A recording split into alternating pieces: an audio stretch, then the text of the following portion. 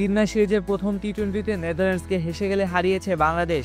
এ ম্যাচে দলের জয়ের পথে সামনে থেকে নেতৃত্ব দিয়েছেন লিটন দাস। তার অধিনায়কোচিত 29 বলে অপরাজিত 54 রানের ইনিংসে 39 বল হাতে রেখে জয়ের বন্দর পৌঁছায় টাইগাররা। ম্যাচটিতে অন্যান্য এক রেকর্ড করেছেন লিটন নিজেও। নেদারল্যান্ডসের বিপক্ষে 26 বলে 50-র মাইলফলক স্পর্শ করেন লিটন দাস। দারুণ ইনিংস খেলার পথে 6টি 4 ও 2টি ছক্কা হাঁকিয়েছেন টাইগার অধিনায়ক। এটি টি-20তে তার 13তম 50। জড়ো 50 হাঁকিয়ে সাকিব আল হাসানের রেকর্ডে ভাগ বসিয়েছেন লিটন। টি-20তে এতদিন বাংলাদেশিদের মধ্যে সবচেয়ে বেশি সংখ্যক 50-র মালিক ছিলেন সাকিব। তার অর্ধশতক ছিল 13টি। অবশ্য 13টি 50 করতে সাকিবকে খেলতে হয়েছে 129টি ম্যাচ। অন্যদিকে লিটন এই রেকর্ড স্পর্শ করে ফেলেছেন 108তম ম্যাচেই।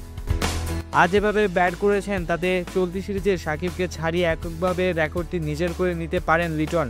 আর এশিয়া কাপের আগে লিটনের ফর্ম ভালো থাকলে বাড়তি আত্মবিশ্বাস পাবে বাংলাদেশও।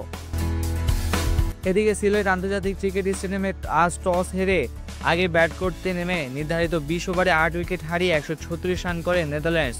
দলের হয়ে সর্বোচ্চ 26 রান করেন তেজা। জবাবে লিটন তামিমের ব্যাটে সহজ জয় পায় বাংলাদেশ। দলের হয়ে 28 রানে 4 উইকেট শিকার করেন সেরা বোলার তাসকিন। ম্যাচ সেরাও হয়েছেন তিনিও।